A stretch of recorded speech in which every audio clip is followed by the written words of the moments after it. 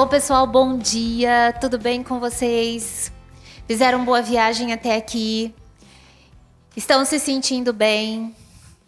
Ótimo, porque agora, né, nós vamos respirar profundamente e nos concentrarmos neste momento, neste encontro. Vamos tentar deixar lá fora todas as nossas preocupações, os nossos problemas, porque se nós escolhemos estar aqui, é porque queremos estar aqui. E quando escolhemos estar em algum lugar, é porque queremos usufruir o máximo deste lugar.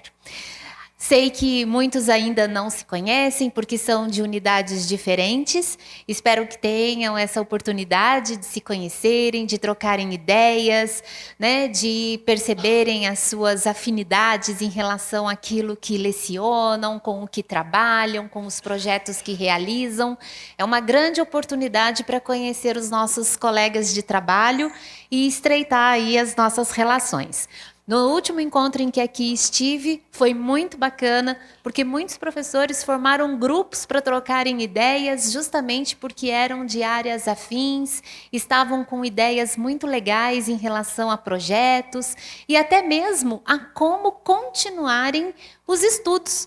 Porque hoje, né, nós vamos fazer sim uma imersão, vamos utilizar algumas ferramentas de IA, entender como essas ferramentas podem, né, participar do nosso dia a dia em relação à otimização do nosso trabalho, a como vamos nos relacionar com os nossos estudantes e, mais do que nunca, nós vamos entender o quanto essas ferramentas nos humanizaram ainda mais, né? Nos fizeram olhar para a nossa profissão docente.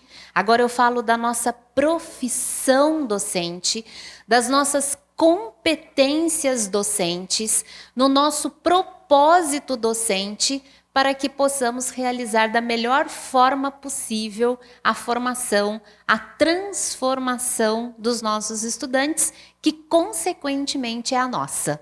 Porque assim nós vamos aprendendo, evoluindo, amadurecendo cada vez mais dentro dessa nossa jornada que é o ser docente, né? O professor, a professora, que são elementos essenciais na formação de quem quer que esteja onde esteja e queira alcançar o que queira. Então, nós estamos aí sempre nessa trajetória dessas pessoas. Bom, meu nome é Ana Valéria Reis, não sei se todos já me conhecem, porque eu já estive aqui, já fiz algumas formações online também com alguns professores de algumas metodologias ativas e até mesmo do uso de uma ou outra ferramenta de inteligência artificial. Eu moro em Aparecida, no interior de São Paulo. Eu trabalho com consultoria educacional desde 2000 e pós. É porque assim, eu me aposentei como professora em 2018, mas eu entrei no cargo de gestão em diferentes instituições e hoje os meus alunos são docentes, né? Tenho cursos de pós-graduação, mas a maioria dos meus alunos hoje são professores. Atualmente eu trabalho com uma instituição em Vitória, no Espírito Santo, na parte de acompanhamento de docentes. Sou mentora num programa de Harvard com parceria de Santander para a formação docentes. Aliás, quando as inscrições estiverem abertas, vocês podem participar, porque é uma formação aberta a quaisquer docentes, seja de instituições privadas, seja de instituições públicas. Acontece sempre a partir de outubro, então já deve estar agora a partir de maio, já devem abrir as inscrições para participar. Como é patrocinado pelo Santander, normalmente são 100 mil inscrições para 300 vagas, né? E sempre tem um grupo, eles privilegiam os países, são 13 países que participam, então são 60 vagas para professores brasileiros, tá certo? Então vocês podem se inscrever nessa formação que é muito interessante. Sou colunista na revista Ensino Superior, enfim, presto aí vários trabalhos nessa área de capacitação em metodologias ativas, processos avaliativos e agora com a inteligência artificial que invadiu aí o nosso espaço e nós precisamos ter controle sobre ele, né? Não são as inteligências artificiais, as diferentes ferramentas que vão nos controlar. Somos nós quem as controlamos. E mesmo que ela seja muito veloz, nós é que somos profundos. Então, nós precisamos aí lidar bem com essas questões. Tudo bem? Preparados? Então vamos lá, porque a gente tem que fazer desta manhã uma manhã interativa, uma manhã participativa. Todos trouxeram seus apetrechos tecnológicos para poderem se conectar. Quem trouxe computador é melhor, né? Porque o computador ele tem aí uma certa vantagem. Eu só vou colocar meu celular aqui sobre a mesa, que eu não vou precisar dele. Muito bem, então a gente vai falar, né? Vocês viram que eu trouxe ali uma lista de ferramentas. Vocês conhecem todas aquelas que estão ali listadas? Já usaram? Já experimentaram? Os alunos já usam? Ainda não? O ChatGPT, eu acho que a maioria já usou mais. O professor ali acenou com a cabeça que já usa todas as ferramentas. Isso é bom, né? Porque assim já tenho aqui um ajudante, caso alguém tenha dificuldade de fazer alguma conexão. Então, olha só. Quando nós estamos olhando para a introdução da inteligência artificial... Eu preciso me controlar aqui, porque eu sou do tipo que se movimenta bastante e tá a câmera bem ali. Então, olha só. Quando nós olhamos para essa questão da inteligência artificial, nós vimos que, assim como quando houve o boom, e eu vou falar das metodologias ativas de ensino, muitos docentes, e isso eu posso lhes assegurar, porque eu trabalho com isso, ficaram um pouco... Peraí, o que é isso? Metodologia ativa? É aprendizagem por pares, por projetos, por problemas. E aí tem uma série de outros nomes.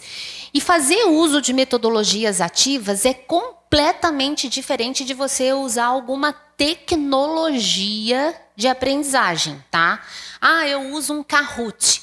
Um Kahoot é um instrumento tecnológico de verificação de aprendizagem. Não se trata de uma metodologia ativa, tá? É uma tecnologia de verificação de aprendizagem. Eu utilizo um Mentimeter, eu uso um Padlet, eu uso um MindMeister para fazer um mapa mental com os meus alunos. Então, nós temos aí tecnologias que nos auxiliam na captação em tempo real de verificação, de participação, de nível, de alcance, de entendimento dos nossos estudantes. Isso é uma coisa. Quando você pensa estrategicamente a metodologia, você desenha a sua aula com começo, meio e fim, e você precisa, nesse desenho, nesse planejamento, entender o momento em que você vai inserir essa tecnologia, por exemplo. Então, vamos lá. Eu vou fazer hoje uma aprendizagem por pares. O que significa isso? Que os meus estudantes vão trabalhar em duplas nesse dia, mas eu vou começar com uma verificação de pré-requisitos, de conhecimentos prévios, para saber o que eles já entendem sobre o conteúdo que será trabalhado hoje. Então, você faz ali uma captação de respostas. E você tem um nível de informação. Aí, à medida em que você vai desenvolvendo essa atividade, em que você os coloca para responderem ou elaborarem perguntas em conjunto acerca daquilo que será trabalhado, considerando que uma aprendizagem em pares implica uma sala de aula invertida, que tipo de texto foi lido previamente, que tipo de atividade foi feita previamente, como essa verificação será feita, como eu vou introduzir o elemento novo que vai ao encontro do meu objetivo de aprendizagem, porque eu tenho um objetivo de aprendizagem para este encontro e ao final eu tenho um resultado a ser alcançado. Então, nessa estratégia entre objetivo e resultado, nós temos de ter um método. E todas as vezes que eu olho os planos de ensino dos professores, metodologia aparece lá. Aula expositiva dialogada. Ok. Só que aí, como vocês criaram os indicadores de participação dos estudantes nas intervenções que eles vão fazer? Porque se você escolheu essa estratégia, é porque lá no seu objetivo, você tem uma competência que está atrelada à participação dos alunos. Porque você vai promover diálogo, você vai fazer perguntas. Então, quais foram os indicadores que vocês geraram para avaliar o nível de participação dos alunos nas perguntas que eles vão fazer, nos diálogos que nós vamos travar? Porque você tem um resultado para alcançar lá no final. Então, quando você tem uma relação com o seu estudante e você teve uma estratégia desenhada para aquela atividade, você tem que saber como vai avaliar resultados. Então, vamos lá, nós vamos fazer um debate. Quais são os indicadores que eu determino? Eu quero saber se os alunos estão atentos, então a escuta ativa é um indicador. Como é que eu avalio uma escuta ativa? Dependendo do tipo de pergunta que você me faz, totalmente relacionado ao tema com o qual estamos trabalhando. E se você não fez nenhuma pergunta, mas eu lhe faço alguma, você está na mesma sintonia que eu. Então, se eu vou avaliar a escuta ativa dos meus alunos, eu tenho que entender se eles estão realmente... Tem lugar aqui na frente, professora? Se ele está entendendo tudo quanto estamos tratando. E se ele não está entendendo, nós vamos saber pelo tipo de pergunta que ele fará. Porque ele vai me fazer uma pergunta que lhe implicou uma dúvida, mas é uma dúvida pertinente. Agora vamos lá. Eu tenho lá um aluno, a minha querida aluna fez perguntas excelentes. Participou, embasou as perguntas, fez provocações interessantes. E aí, eu percebo que o colega, quando levanta a mão e faz perguntas, ele faz as mesmas perguntas que ela com outras palavras. E aí, quando antes de lhe responder, como já foi debatido e respondido, eu pergunto como ele percebe a pergunta que ele fez, com base no que tudo já foi discutido, e ele não sabe me responder, ele não está com escuta ativa, mas ele está se aproveitando de perguntas já elaboradas pelos colegas para participar. Como que eu percebo isso? Observando a reação e o comportamento dos nossos estudantes em aula. E aí, se você me pergunta, mas como que eu vou conseguir captar tudo isso? Isso faz parte também da nossa habilidade docente, como professores, de observar a nossa turma no momento em que nós estamos aqui trabalhando. Por exemplo, eu estou observando as faces de vocês, os olhares, os acenos com as cabeças. Eu consigo observar níveis de atenção a partir da minha observação. Só que a partir do momento que a gente começar a trabalhar aqui, vocês vão demonstrar esse engajamento de diferentes maneiras. E como que eu me preparei para isso?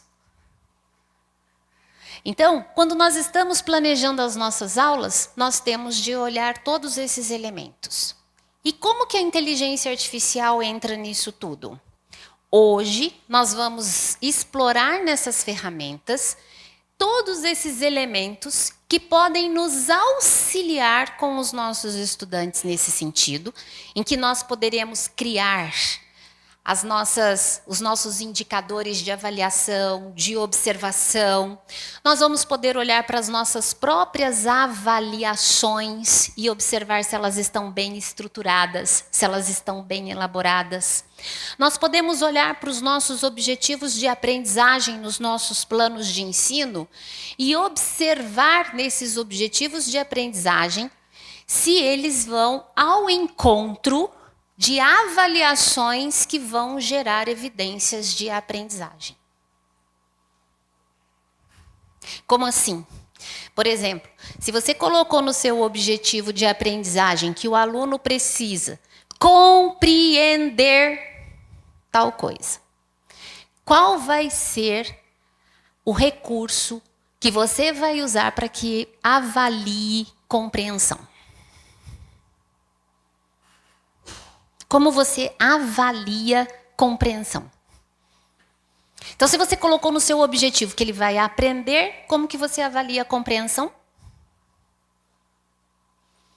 Que tipo de avaliação você vai gerar para evidenciar e saber que ele alcançou aquele objetivo de aprendizagem? Então, a gente vai conversar um pouquinho também sobre essas questões, olhar para o nosso próprio material e entendermos aonde queremos chegar com a formação dos nossos estudantes. Tudo bem? Então eu vou projetar de novo aqui, porque eu já havia projetado, mas eu achei que vocês iam responder as perguntas. Então eu vou colocar aqui rapidinho. Bom, pessoal, nós vamos começar pelo ChatGPT. Quem aqui tem o ChatGPT pago? Então, nós já temos ali 3, 4 pessoas, ótimo. O ChatGPT, né, ele tem aí algumas funcionalidades que eu selecionei para vocês em relação à área da educação, né, nas suas funcionalidades na versão free. Quando você usar a versão free, vocês vão entender que vocês vão conseguir fazer bastante coisa. Existem, sim, algumas limitações, mas quando você olhar, né, você consegue ter aí uma conversação avançada, você consegue fazer textos personalizados, e com a aplicação, né, na área da educação, você vai conseguir melhorar o seu planejamento de aulas, você vai conseguir trabalhar com rubricas de aprendizagem, aprender a redigi-las, vai conseguir o desenvolvimento ali de atividades mais reflexivas. Então, vocês vão usar aí o O4 Mini como versão free, tá certo? Vocês podem colocar ali openai.com e vocês vão entrar na versão free do ChatGPT. Quando nós olhamos para o ChatGPT, nós temos aqui uma comparação entre o que a versão free é capaz de oferecer e o que a versão Plus pode lhe oferecer. Essa versão Plus é a versão em que você vai pagar $20 por mês, tá certo? Agora eles já têm uma super versão que custa $200 mensais, mas não vejo necessidade da gente, para nossa função docente, de fazer uso desse tipo de ferramenta, tá certo? Então, aqui, olha só, nós temos um quadro comparativo do que o ChatGPT Free pode lhe oferecer e o Plus. Tá? Então, você vai ver que a disponibilidade durante picos de uso é limitada, porque se tiver muita gente usando ao mesmo tempo e dependendo da quantidade de perguntas que você faz, ele vai pedir para você esperar 10 minutos, 9 minutos. Você faz a pergunta, ele fala assim, tudo bem, só que nós vamos fazer uma pausa porque você já alcançou aí um limite, ou nós estamos, né, com muitos acessos, daqui 10 minutos a gente retoma a nossa conversa. Às vezes o tempo varia, pode ser menos, pode ser mais, tá certo? A questão do modo de navegação na web não é disponível na versão free. Na geração de imagens para o DALL-E 3, ele também não tem essa disponibilidade, ele também não tem reconhecimento de voz de fala, porque você agora pode conversar com o seu chat GPT oralmente, sem precisar digitar aquilo que você precisa extrair dele, né? Upload de imagens. E aqui, a criação de GPT personalizado é mais limitado. Eu vou projetar o ChatGPT aqui e aí vocês vão entender essa questão da personalização. Eu tenho o ChatGPT Plus, né? E aí, quando eu fiz essa personalização do ChatGPT, o que eu conversei com ele, né? Eu falei para ele que eu sou educadora, que eu trabalho com educação, com aprendizagem ativa, com processos de avaliação. Então, que eu queria que o nosso foco, né, fosse esse, e que ele sempre consultasse sites de pesquisa relevantes, de comprovação científica de fato. Então, eu coloquei ali uma série de elementos nessa personalização e coloquei também o jeito que eu queria que ele me tratasse. Tá certo? Vocês vão ver que quando eu conversar com o meu chat GPT, ele vai me tratar de querida Ana Valéria. Tá certo? Você pode escolher o jeito que você quer ser tratada. Porque uma vez que você está ali trabalhando com isso, e é uma interação de linguagem natural, tá certo? Você não precisa ficar o tempo todo diante dessa máquina fria conversando com você. E outra coisa interessante, que às vezes os professores falavam assim, às vezes quando eu vou falar com uma IA, eu coloco por favor, não é? É uma máquina, para que isso? Só que eu não sei se vocês viram que saiu uma reportagem essa semana que quanto melhor a gente se relaciona na nossa comunicação com essas IAs, melhor elas nos atendem em nível de respostas. Vocês viram isso? Não é? Por exemplo, se você é gentil no modo como você se relaciona com a máquina, ela vai entender que você é uma pessoa que precisa ter reciprocamente o mesmo tratamento. Então, ela vai te trazer uma melhor profundidade à resposta. Eu vou dar um exemplo para vocês. Eu estava fazendo um curso de Python, né? Porque quando nós usamos essas ferramentas são assistentes. Como é que você pode transformar o seu chat num agente? Por exemplo, eu quero corrigir as provas dos meus alunos no ChatGPT. Eu tenho 50 alunos. Eu quero que ele corrija as 50 provas. Não é o ChatGPT assistente que vai fazer isso. É o ChatGPT agente. E como é que você transforma o seu chat num chat agente? Aí você tem que ter um pouquinho de conhecimento ali de programação. De Python, por exemplo, em que você vai entrar nos bastidores dos algoritmos para definir exatamente o que você quer, como você quer que ele trabalhe. Porque, por exemplo, se você acessa o ChatGPT e pede para ele corrigir a prova do seu aluno, ele vai corrigir. Você vai inserir a prova, você vai colocar quais são os critérios de avaliação, o que ele tem que observar nessa correção, como é que você quer que ele atenda os indicadores descritos. Ele vai fazer essa análise e essa correção. Só que você vai inserir uma a uma para fazer isso. Quando você consegue, na programação, pedir que ele corrija várias ao mesmo tempo, você precisa mudar o algoritmo lá. Então, aí a gente precisaria de uma formação, né, para entender esses bastidores da inteligência artificial e ver como é que a gente vai fazer isso, que não é o caso nosso hoje, tá? Então, olha só, quando nós estamos personalizando o chat, você lhes dá todas as indicações necessárias para aquilo que você quer, qual é o fim, a finalidade mesmo da sua conversação com ele, tá? Então a gente já vai ver como é que a gente vai fazer isso, tá ok? Então aqui no ChatGPT vocês vão ver que o Plus ele tem mais vantagens, né?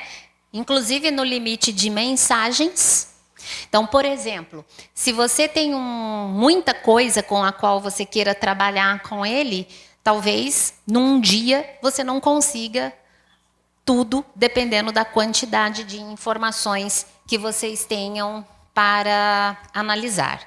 E a análise de dados e interpretação de código, você também pode transferir códigos de outras IAs para o ChatGPT, para que ele também faça análise e interpretação. Só que isso não tem disponibilidade no chat que é free, tá certo?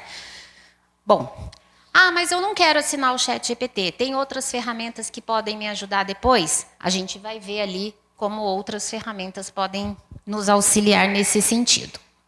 Agora que nós vamos acessar o ChatGPT, nós temos que entender essa questão da nossa comunicação com esse ChatGPT.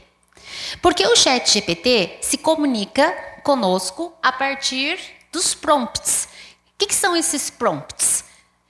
É o modo como nós conversamos com a ferramenta. Tá certo? E dependendo daquilo que nós queremos, nós precisamos ser muito claro com eles, porque senão esses elementos vão trazer informações distorcidas ou com vieses. A gente vai ver que tem muitos vieses que já foram corrigidos em relação ao ChatGPT. Por exemplo, na geração de imagens, em programa de geração de imagens, se você pedisse para ele colocar 3 estudantes jovens numa mesma cena, ele traria 3 estudantes brancos nessa cena. E se você pedisse que fossem jovens pretos, ele trazia 3 fotos, como se fossem fotos 3x4 de estudantes, de pessoas pretas.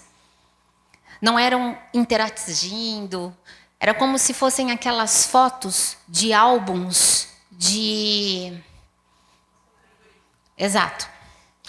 Né? Então, vieses, muitos estavam acontecendo e que ao longo do processo já foram corrigidos. Está bem melhorado nesse sentido, principalmente na geração de imagens, mas ainda existem vieses.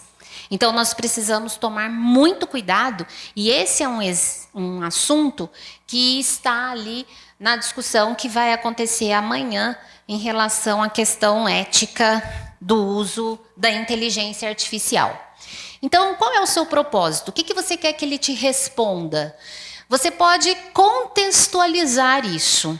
Então, se você está trabalhando, por exemplo, com avaliações, se você quer que ele faça uma questão de prova para você, contextualize isso. É uma prova de que área? Matemática, cálculo, né? Mecânica, existe mecânica de fluidos, essas coisas assim, na engenharia, né? Então, você defina quem ele é. Você é um professor de mecânica de fluidos do 2º período do curso de engenharia mecânica na graduação, né? Então, você já deu um papel para ele.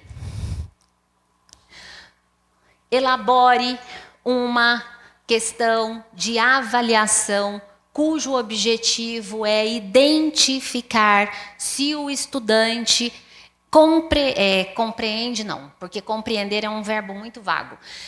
Se o estudante é capaz de identificar e de analisar, daí vocês colocaram 2 verbos que são mensuráveis, identificar e analisar determinado. Eu não sou professora da mecânica, então eu não sei dizer o que ele pode determinar, certo? E aí você vai especificando, porque quanto mais detalhado nós formos, melhor será a resposta do chat. Que tipo de resposta você deseja? Você quer que o aluno responda numa questão discursiva em forma de texto, com introdução, desenvolvimento e conclusão? Você quer que ele faça uma lista, uma enumeração? Você quer que ele faça uma tabela comparativa entre um elemento e outro? Então, você determina que tipo de resposta você quer que ele lhe dê. E outra coisa, quando você pedir que ele elabore o comando da questão, você pode pedir que ele determine as etapas de resposta desse estudante. Porque eu já vou mostrar para vocês um modelo ali de prova em que a professora coloca no comando da prova assim: discuta tal conceito. Por onde o estudante começa a responder essa questão? Que tipo de resposta ela espera? Outra coisa, o verbo discutir. Discutir implica diálogo. O aluno vai discutir com quem? Com o leitor? Com ela, no momento em que ela estiver respondendo a pergunta? Porque qual é a estrutura de uma discussão? Então vejam como nós temos de pensar nos comandos que nós colocamos nas nossas avaliações. Se for necessário incluir informação específica, você pode incluir um anexo, uma imagem, tá? E você também pode definir limites ou regras para a resposta que você quer obter. Mesmo que não seja ali um prompt para a avaliação de uma prova, mas, por exemplo, você precisa de informações, você vai fazer uma viagem e você precisa de informações sobre isso, você pode limitar o espaço e o tipo de informação que ele quer que você verifique, porque senão ele vai trazer todas as informações que ele encontrar no seu banco de dados, tá certo? E indique o tom desejado para essa resposta. Se você quer uma resposta, se você está ali numa conversa com ele, você pode pedir um tom amigável. Mas se você está num outro nível de comando com os seus estudantes ou com o tipo de informação de que você necessita, você determina também a resposta num tom profissional, técnico, da área. Escreva como um advogado da área penal, como um advogado da área civil. Tá certo? Então, nós precisamos aí observar esses elementos todos para elaborar o prompt, tá bom? E aí, alguns elementos importantes para a gente entender no uso do ChatGPT. O modelo gratuito traz ainda alguma limitação em relação às suas informações. Então, nós precisamos verificar todas as respostas que ele nos traz, tá certo? Existem vieses algoritmos ainda que nós precisamos analisar, que nós precisamos evitar. Então, é muito importante a nossa revisão constante na resposta do ChatGPT. Em relação às questões de privacidade, né, você não insira dados sensíveis nas informações aí. Amanhã eu acho que a gente vai tratar bem dessa questão. E essa dependência tecnológica?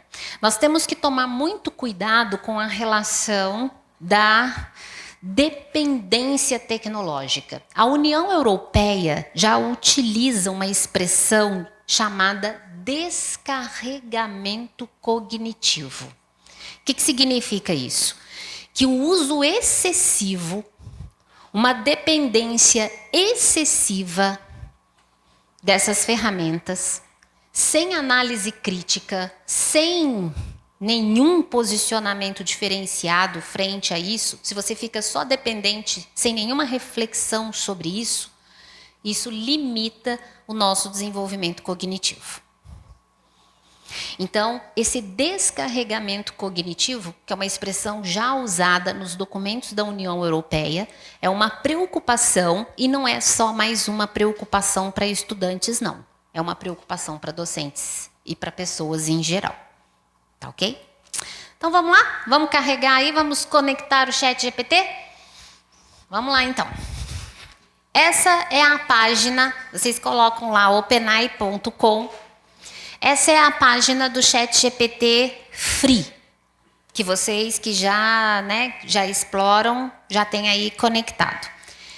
Eu só consigo abrir a página, porque na hora em que eu fizer uma pergunta, ele já vai me transferir para o meu ChatGPT Plus, porque eu tenho a versão paga do ChatGPT, tá certo?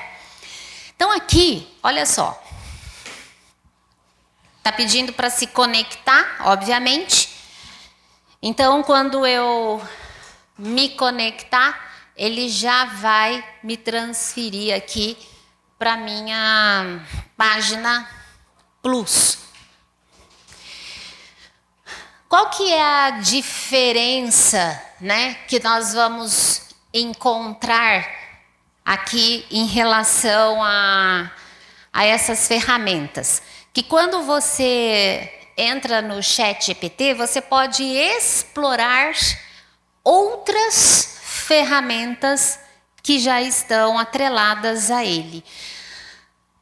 A gente estava conversando agora há pouco sobre o SciSpace, né, professora?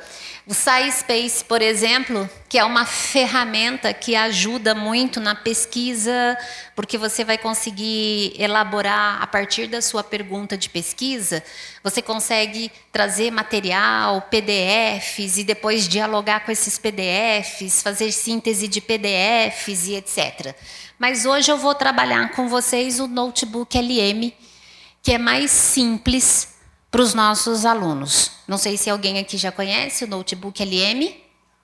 Não? A gente vai trabalhar mais tarde com ele. Bom, quando nós estamos no ChatGPT, vocês vão ver quantas outras ferramentas já fazem parte, né, do que você consegue explorar uma vez que você tenha o ChatGPT Plus.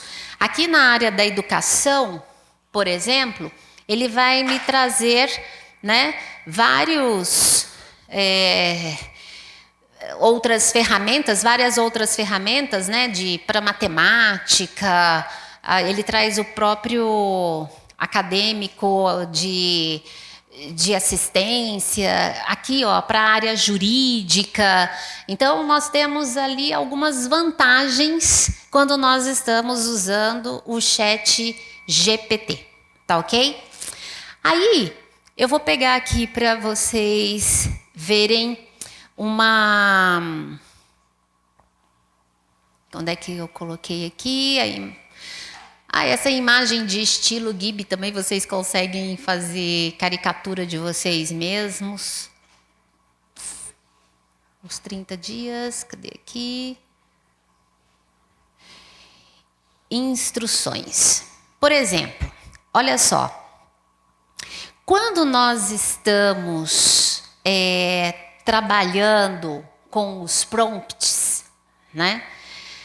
Nós estamos sempre, ele vai armazenando e você pode voltar e continuar a conversa com eles. E aí, às vezes, você está ali sem saber exatamente. Eu estou no meu planejamento, eu preciso de uma orientação para uma avaliação escrita, com questão discursiva quanto objetiva.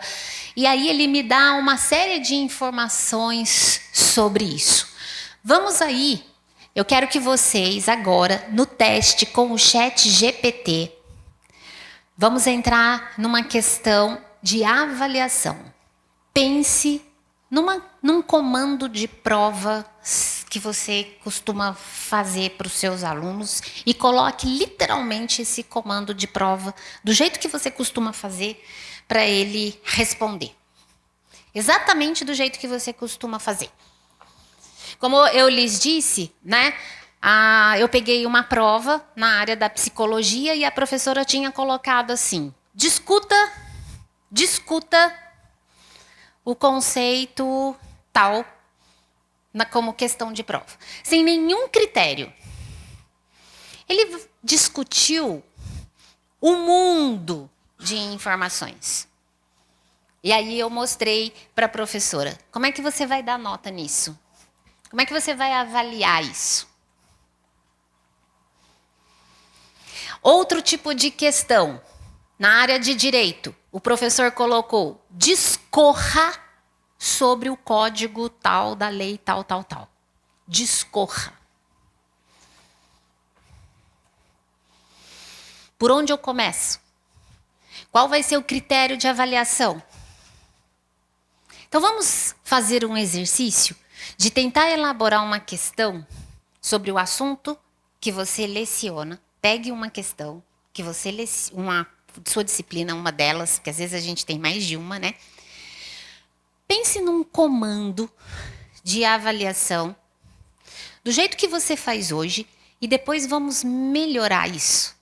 Vamos passar para uma outra estrutura, mas vamos ver como é que fica. Tudo bem aqui, pessoal? Vamos lá. Eu tenho, né, com relação ao prompt, numa elaboração de questão, nós precisamos ser bem específicos em relação àquilo que queremos. Agora, quanto à resposta do ChatGPT, por exemplo, o ChatGPT do nosso colega ali colocou na resposta: discorra. Lembrem-se de que o nosso ChatGPT, ele não pensa, ele vai buscar no banco de dados. E o que acontece? Nesse banco de dados, existem muitas informações ruins também. Muito modelo ruim inserido nesse banco de dados. Então, é por isso que nós precisamos trabalhar e ir cada vez mais personalizando o nosso chat.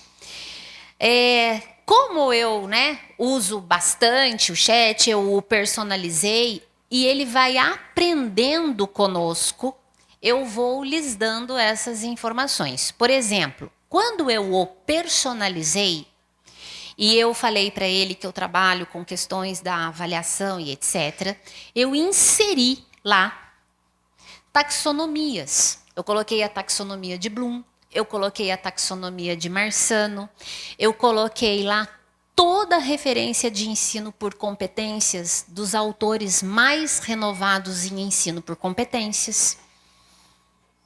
Tanto que hoje, de questões de avaliação, por exemplo, eu coloquei uma obra de um escritor francês, o Gérard Escalon, que trabalha com avaliação, o Lucchesi, entre outros. especialistas da avaliação como elementos que eu gostaria que ele utilizasse nas suas buscas também, que não fosse limitado a elas, mas que ele as utilizasse antes de buscar quaisquer outras informações. Então, por exemplo, se você falar para ele usar a taxonomia de Bloom, ele não vai entender o que é a taxonomia de Bloom, porque ele só vai lá pegar a taxonomia de Bloom e trazer para cá. Tá certo? Então, é por isso que quando vocês pedirem que ele elabore questões, você escolha o verbo do comando, que seja esse verbo que você queira avaliar. Então, você tem lá aplique, ou identifique, ou analise, ou explique, ou elabore, ou faça uma lista, né? Liste. Então, qual é o nível cognitivo que nós queremos alcançar com os nossos estudantes? Desde que seja coerente com tudo que você trabalhou em sala de aula. Porque se você não trabalhou análise com os seus alunos em sala de aula, não adianta você pedir para ele analisar nada na prova. Se ele nunca fez um exercício de análise, se ele não sabe o que significa fazer uma análise, ele não vai fazer uma análise na prova. Então, nós precisamos observar essas coerências também em relação àquilo que nós fazemos em sala de aula com aquilo que nós esperamos com os nossos alunos entregue. Tá certo? Então, quando nós estamos nesse processo de elaboração de prompts, nós precisamos tomar esse cuidado com relação ao como vamos elaborar a questão. Eu vou mostrar para vocês uma questão, porque eu estava fazendo uma formação há 2 semanas numa instituição privada. E a preocupação é que o curso vai ser avaliado no ENAD. E aí, estava aquela coisa, né? As questões do ENAD. Qual é o modelo de questão do ENAD? Normalmente, as questões abertas, discursivas do ENAD são questões de comparação de textos, né, de referências àquele bendito texto. Então, nós temos ali uma série de elementos que não adianta um professor cujo curso vai prestar ENAD agora comece a trabalhar com questões mais elaboradas nesse nível discursivo. Isso tem que ser progressivo, isso tem que ser desde o início. E não precisam ser questões tão complexas. Você consegue elaborar questões discursivas de uma forma mais sintética, vamos assim dizer, né? Mais objetivas, de modo que vá realmente ao encontro daquilo que você quer avaliar. Eu vou mostrar para vocês um exemplo aqui. Essa é uma questão discursiva que foi elaborada pelo ChatGPT. Tá? Componente específico de jornalismo e informação, tema: desafios do jornalismo na era da desinformação. Uma questão relacionada a aquele componente específico de jornalismo, porque neste ano ENAD vai abranger essa questão, né? Texto base. Então, ele trouxe um texto base para nós, que em um contexto marcado pela rápida disseminação de informações nas redes sociais, o jornalismo profissional enfrenta o duplo desafio de combater a desinformação e manter a sua credibilidade. Notícias falsas, deepfakes e algoritmos que privilegiam o engajamento em detrimento da precisão tornam complexa a missão de informar com responsabilidade. Né? Então, nós temos uma questão aqui que trabalha um paradoxo interessante, né? A informação e a desinformação ao mesmo tempo. Então, olha só, com base no texto e em seus conhecimentos, responda. Analise 2 impactos da desinformação na relação entre jornalismo e democracia. Máximo 10 linhas. Então, vejam que quando você determinou aqui o analise 2 impactos da desinformação na relação entre jornalismo e democracia, e com base, né, nos seus conhecimentos aqui, poderia até o professor ter especificado a base conceitual, se ele quisesse, para que o estudante fizesse a relação desse texto com o conceito ali atrelado. E proponha 2 estratégias que veículos jornalísticos podem adotar para fortalecer a confiança do público, considerando técnicas de apuração e transparência, máximo também de 10 linhas. Nesse tipo de avaliação, o que nós estamos observando? Uma análise e uma aplicação. Então, são 2 níveis cognitivos importantes e de domínio mais complexo, porque eu analisei e agora eu aplico, porque quando eu propuser as 2 estratégias, eu estou pensando na aplicação do conceito nisso aqui. Então, vejam que quando ele me deu 2 comandos, eu observo. Eu tenho 2 comandos, um de análise e um de aplicação. Vai ao encontro do conceito trabalhado em sala? Vai ao encontro de estratégias já realizadas em sala? Primeiro ponto. Quanto tempo meu aluno vai demorar para responder a essa pergunta? Por que eu preciso perguntar isso? Porque quantas questões mais eu vou colocar nessa avaliação de acordo com o tempo que o meu aluno tem para responder essa prova. Outro item importante que foi colocado lá no prompt inicial foram os critérios de correção. Tá certo? Então, domínio teórico conceitual, articulação com o conceito como ética jornalística, função social da mídia, aplicação prática, a proposta viável que os alunos vão precisar apresentar, clareza e coerência textual, então a própria estrutura lógica do texto, originalidade e profundidade, reflexão crítica além do senso comum. Então, vejam que o próprio chat, no momento em que eu elaborei o prompt, eu pedi que ele me determinasse quais são os critérios de correção. E como nós estamos trabalhando com a questão do INEP, né, do ENAD, no prompt eu solicitei que ele se baseasse nas normas do INEP. Então, esses critérios aqui são critérios baseados nas normas de correção do INEP, que avalia o ENAD. Tá certo? Então, é um exercício que você vai fazendo na sua relação com o ChatGPT para melhorar como você determina esses prompts e como a elaboração das perguntas vão se aprimorando, se aperfeiçoando e nós conseguimos alcançar melhores resultados. Tá certo? Teve uma questão que a gente tem que considerar na comunicação da língua, né? Olha lá, linguagem clara e objetiva, vocabulário adequado ao conteúdo do público, orientações precisas, coerência com a metodologia de ensino, função diagnóstica de resultados e concepção de aprendizagem avaliada. Essas questões, aspectos a considerar, foram colocadas lá no prompt, para que ele me definisse os critérios. Então, vocês já podem ter aí uma lista em relação aos seus objetivos de aprendizagem e a que tipo de consideração você quer que apareça no momento em que ele elabore um bom comando de prova.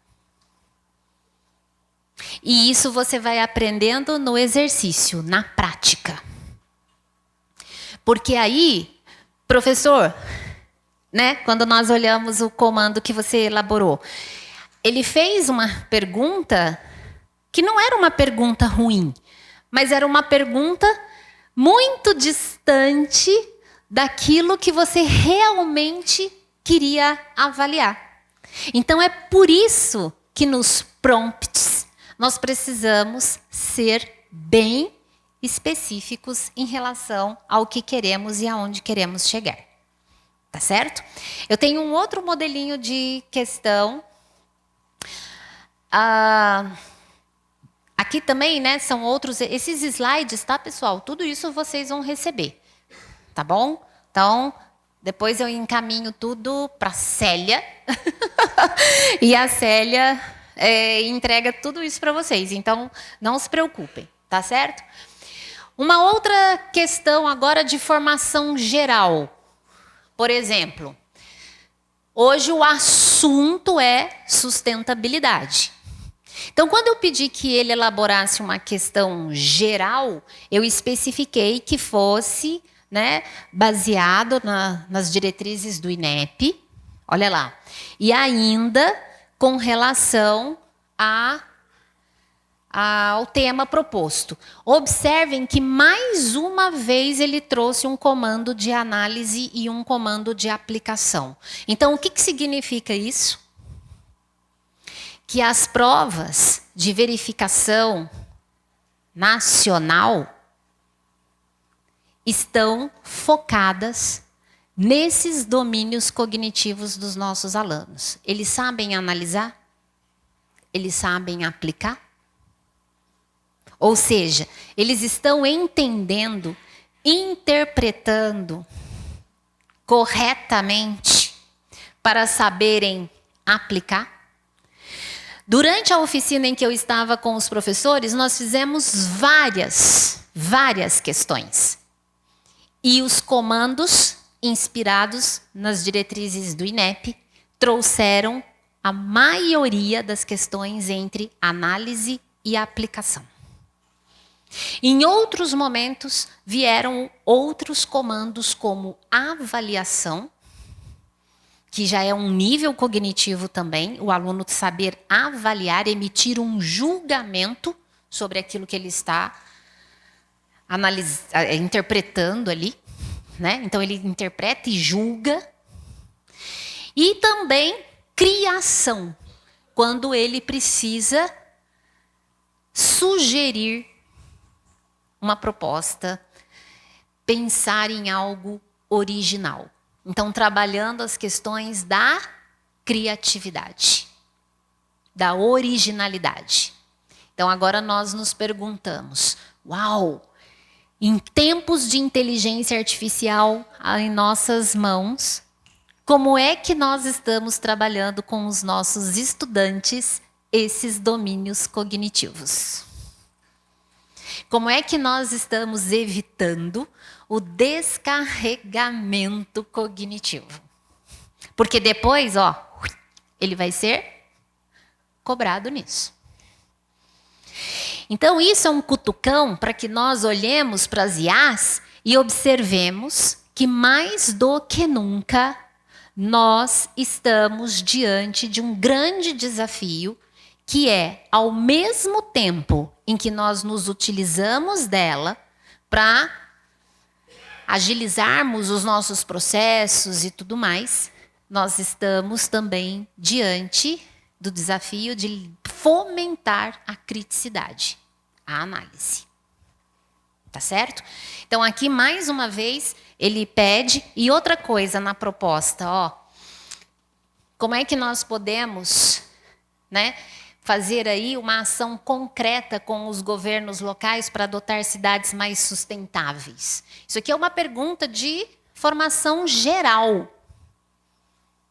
Então, como que, de repente, nós também estamos trabalhando temas gerais, transversais nas nossas disciplinas e incluindo isso nos nossos propósitos? E, mais uma vez, ele fez uma tabelinha de correção, né? Veja, domínio de temas transversais.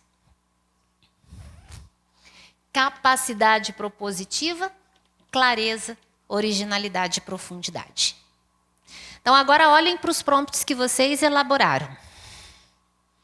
Que tipo de resposta veio? Alguém gostaria de compartilhar?